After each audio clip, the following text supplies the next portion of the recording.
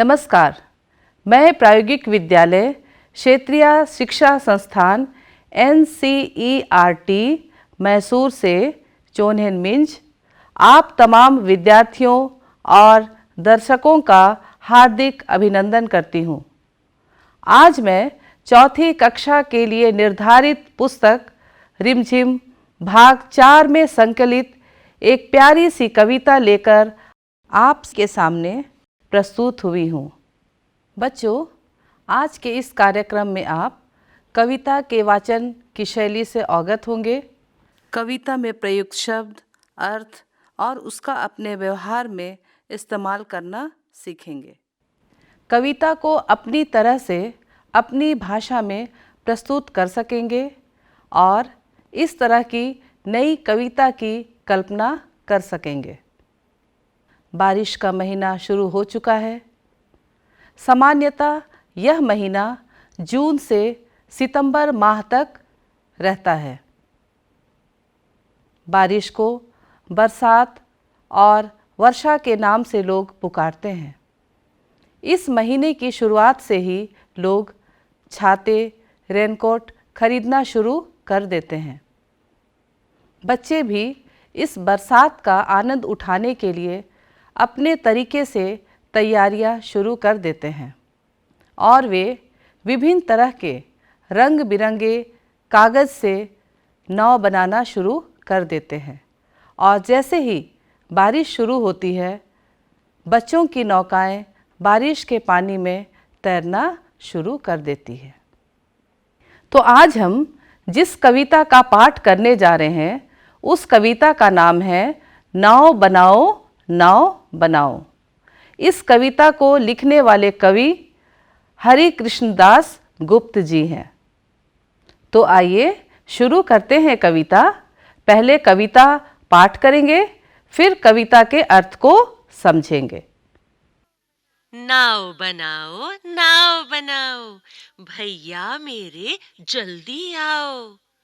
वो देखो पानी आया है, घिर घिर कर बादल छाया है, 7 समुंदर भर लाया है। तुम रस का सागर भर लाओ, भैया मेरे जल्दी आओ। पानी सचमुच खूब पड़ेगा, लंबी चौड़ी गली भरेगा, लाकर घर में नदी धरेगा। ऐसे में तुम भी लहराओ, भैया मेरे जल्दी आओ। गुल्लक भारी अपनी खोलो, हल्की मेरी नहीं टटोलो। पैसे नए नए ही रोलो, फिर बाजार लपक तुम लाओ, भैया मेरे जल्दी आओ। ले आओ कागज चमकीला, लाल हरा या नीला पीला, रंग बिरंगा खूब रंगीला। कैंची चुटकी हाथ चलाओ, भैया मेरे जल्दी आओ। छप छप कर कूड़े से अड़ती, बूंदों लहरों लड़ती बढ़ती, सबकी आंखों चढ़ती गढ़ती। नाव तैरा मुझको हर्षाओ, भैया मेरे जल्दी आओ। क्या कहते, मेरे क्या बस का? क्यों? तब फिर ये किसके बस का? खोट सभी है बस आलस का, आलस छोड़ो सब कर पाओ, भैया मेरे जल्दी आओ। बच्चों, अब हम इसी कविता को सुनते हैं संगीत के साथ।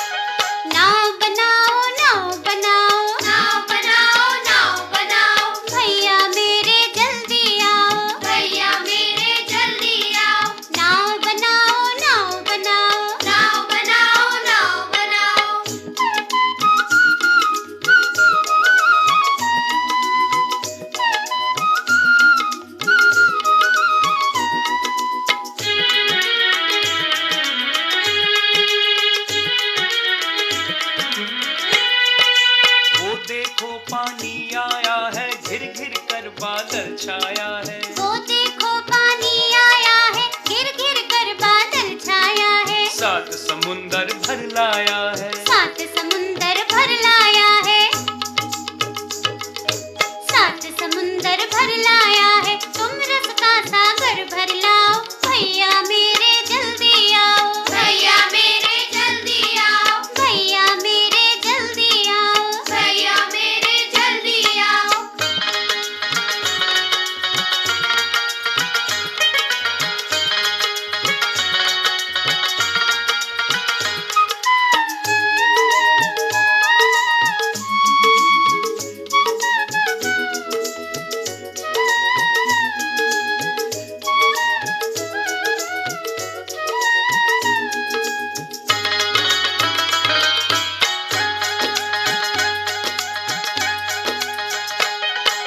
पानी सचमुच खूब पड़ेगा, लंबी चौड़ी गली भरेगा, पानी सचमुच खूब पड़ेगा, लंबी चौड़ी गली भरेगा। लाकर घर में नदी धरेगा, लाकर घर में नदी धरेगा,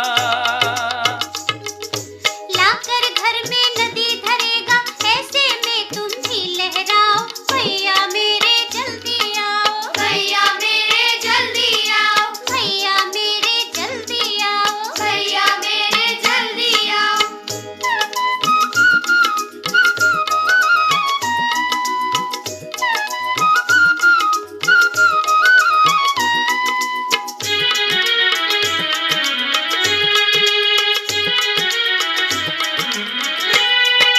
गुल्लक भारी अपनी खोलो, हल्की मेरी नहीं टटोलो, गुल्लक भारी अपनी खोलो, हल्की मेरी नहीं टटोलो। पैसे नए नए हीरो लो, पैसे नए नए हीरो लो,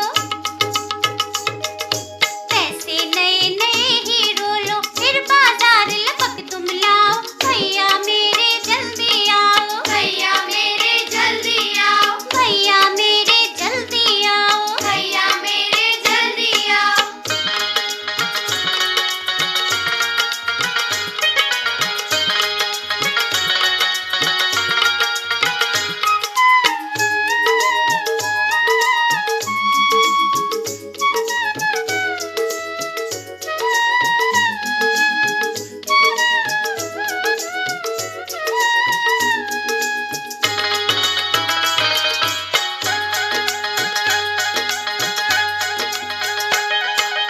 ले आओ कागज चमकीला, लाल हरा या नीला पीला, ले आओ कागज चमकीला, लाल हरा या नीला पीला। रंग बिरंगा खूब रंगीला, रंग बिरंगा खूब रंगीला, रंग बिरंगा खूब रंगीला। कैची चुटकी हाथ चलाओ, भैया मेरे जल्दी आओ, भैया मेरे जल्दी आओ, भैया मेरे जल्दी आओ, भैया मेरे जल्दी आओ।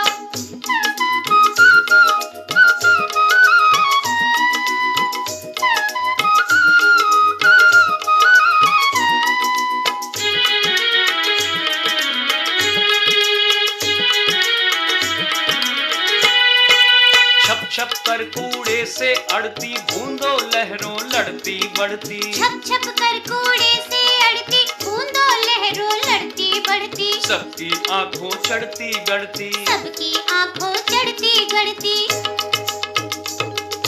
सबकी आंखों चढ़ती गढ़ती। नाव तेरा मुझको हर्षाओ, भैया मेरे जल्दी आओ, भैया मेरे जल्दी आओ, भैया मेरे जल्दी आओ, भैया मेरे जल्दी आओ।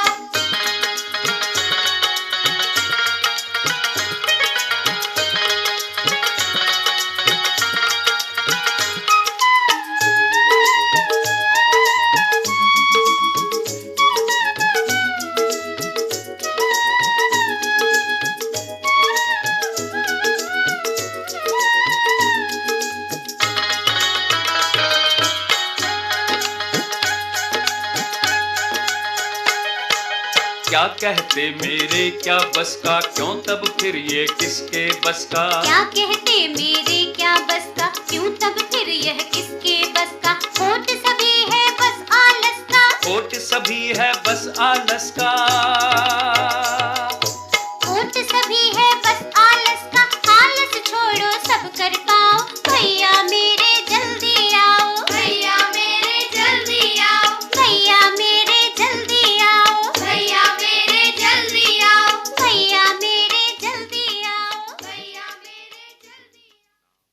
बच्चों, कैसी लगी कविता?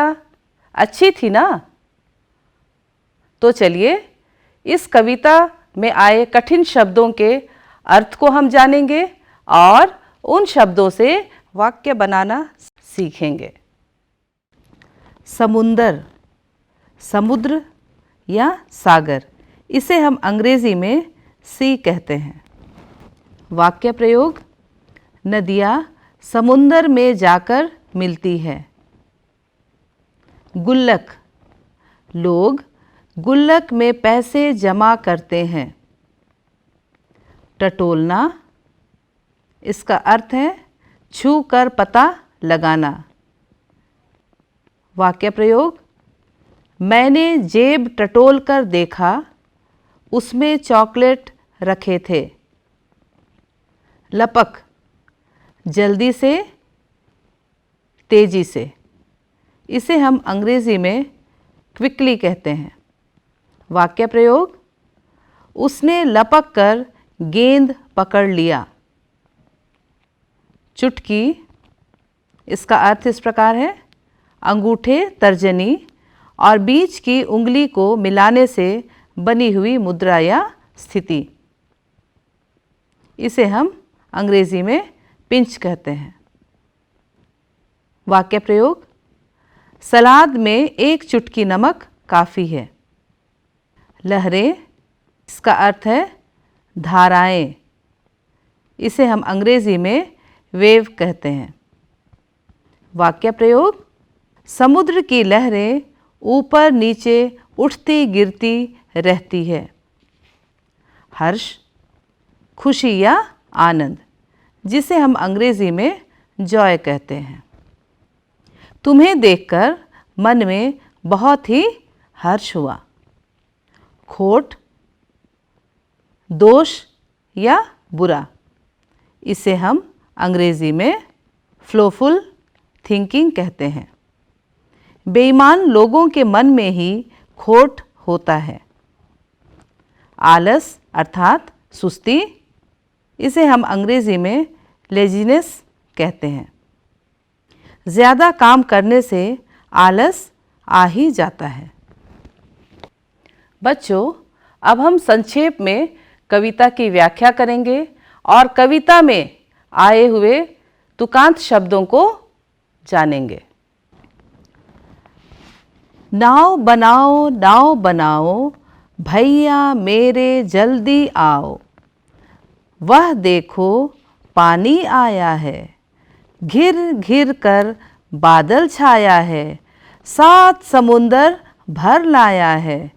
तुम रस का सागर भर लाओ, भैया मेरे जल्दी आओ। पानी सचमुच खूब पड़ेगा, लंबी चौड़ी गली भरेगा, लाकर घर में नदी धरेगा। ऐसे में तुम भी लहराओ, भैया मेरे जल्दी आओ। एक बच्चा बारिश को आता देख अपने भैया से नाव बनाने के लिए कहता है।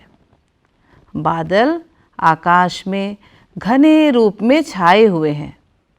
ऐसा लगता है मानो 7 समुंदर का पानी उसमें भरा है। वह पानी कभी भी बारिश के रूप में बढ़ सकता है। इसलिए वह अपने भैया से कहता है, आप भी रस का सागर भरकर लाइए, यानी आप भी अपने दिल में मेरे लिए प्रेम भरकर आइए और नाव बनाइए। बच्चे को लगता है कि आज खूब पानी बरसेगा, जिससे सभी गलियां भर जाएंगी और घर में इतना पानी भर जाएगा मानो घर में ही नदी बहने लगेगी। वह भैया से एक बार फिर नाव बनाने की विनती करता है। गुल्लक भारी अपनी खोलो, हल्की मेरी नहीं टटोलो। पैसे नए नए ही रोलो, फिर बाजार लपक तुम लाओ। भैया मेरे जल्दी आओ। ले आओ कागज चमकीला, लाल हरा या नीला पीला, रंग बिरंगा खूब रंगीला, कैंची चुटकी हाथ चलाओ, भैया मेरे जल्दी आओ। नाव बनाने के लिए कागज़ खरीदने पड़ेंगे, जिसके लिए पैसे चाहिए। इसलिए बालक अपने भैया से कहता है कि आप अपनी गुल्लक से पैसे निकाल लो, क्योंकि उसमें बहुत सारे पैसे हैं। मेरी गुल्लक से नहीं, क्योंकि उसमें कम पैसे हैं।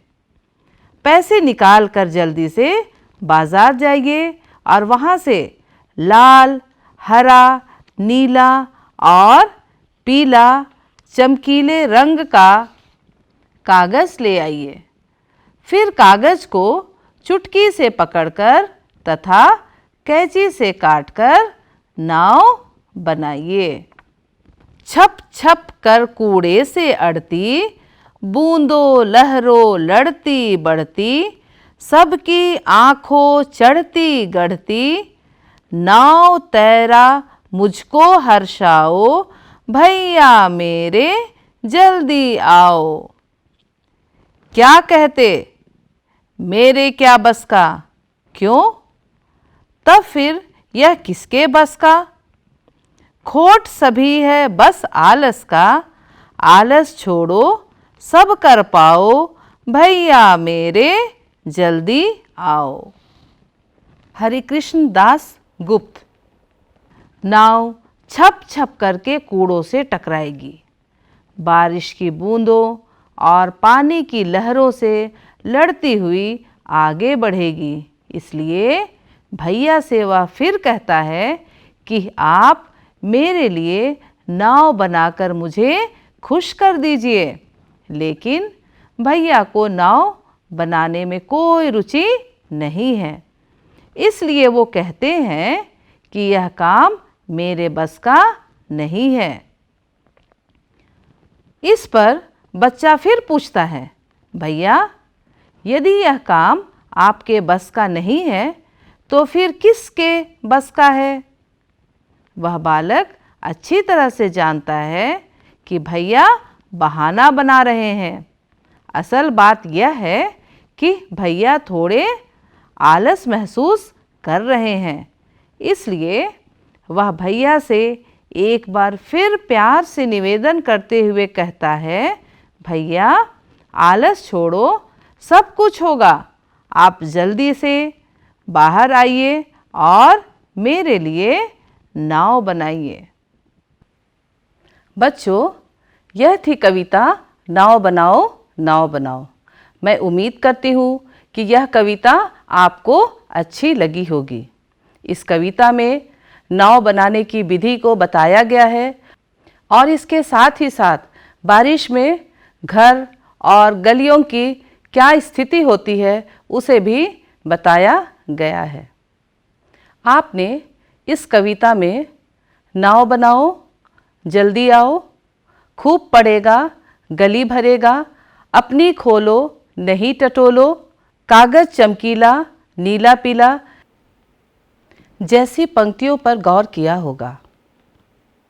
इन पंक्तियों में प्रयुक्त अंतिम शब्द के अक्षर, वर्ण अथवा मात्राएं एक समान है।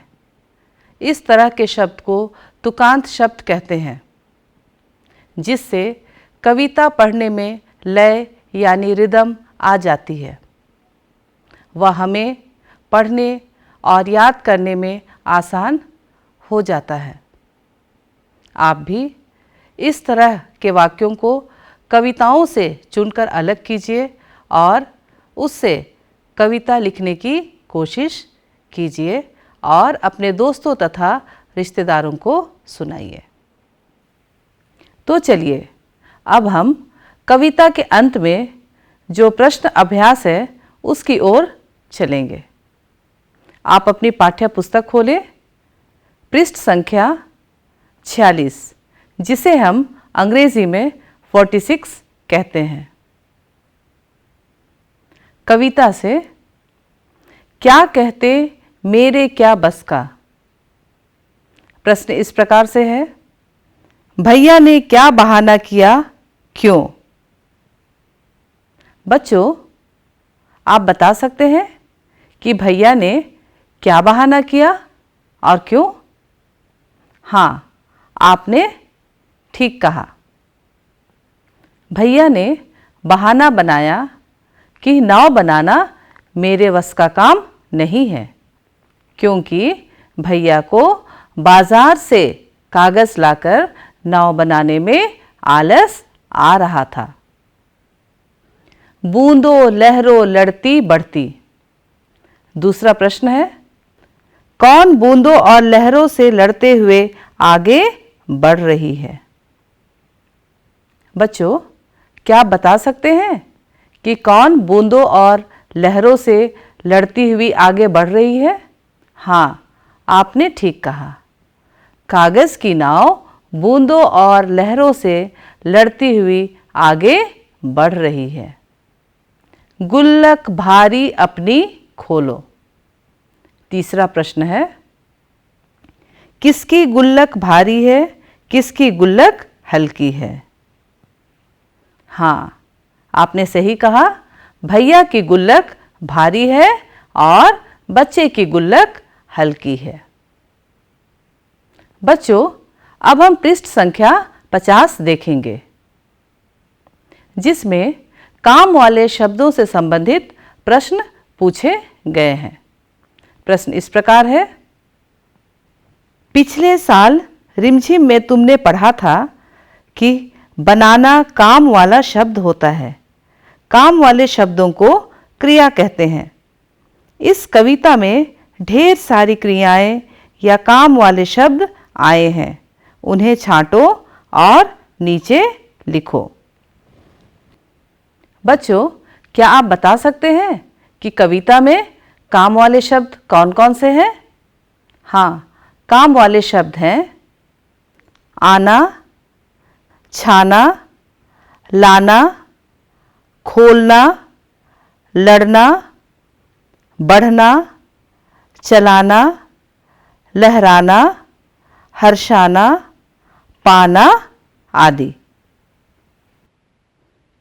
बच्चों, आपने इस कार्यक्रम से क्या सीखा। हाँ, आपने सही कहा। आपने इस कार्यक्रम से यह सीखा कि कविता कैसे पढ़ी जाए, नए नए शब्द और उसके अर्थ को जाना, नए नए शब्द, अर्थ और उनका प्रयोग करना सीखा, प्रकृति तथा बादलों के विभिन्न रूपों को जाना और कविता के अर्थ को भी समझा। तो बच्चों, हम उम्मीद करते हैं कि आप कविता की वाचन शैली और अर्थ को समझ गए होंगे, और मैं यह भी उम्मीद करती हूँ कि आप कविता में इस्तेमाल किए गए तुकांत शब्दों को पहचानना जान गए होंगे। अब आप तुकांत शब्दों से विभिन्न तरह के वाक्यों और कविताओं की रचना कर सकते हैं। आज के कार्यक्रम के लिए बस इतना ही। फिर मिलेंगे नए पाठ के साथ। घर पर रहें, सुरक्षित रहें। धन्यवाद।